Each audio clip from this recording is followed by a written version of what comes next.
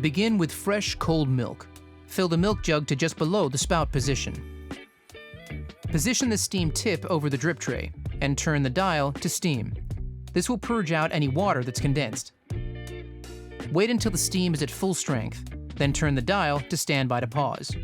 Now, within 8 seconds, insert the steam wand into the jug about 1 to 2 centimeters below the surface of the milk.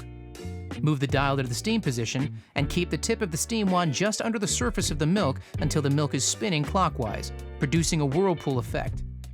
With the milk spinning, slowly lower the jug. This will bring the steam tip to the surface of the milk and start to introduce air into the milk. You may have to gently break the surface of the milk with the tip to get the milk spinning fast enough. Keep the tip at or slightly below the surface while continuing to maintain the whirlpool. Texture the milk until sufficient volume is obtained. The milk is at the correct temperature, 60 to 65 degrees Celsius, when the jug is hot to touch. Once the desired temperature is reached, move the steam dial to the vertical position before taking the wand out of the milk. Set the jug to one side, wipe the wand and tip with a damp cloth. Position the steam tip above the drip tray and turn the steam dial to the steam position. This will clean and purge any remaining milk from the steam wand.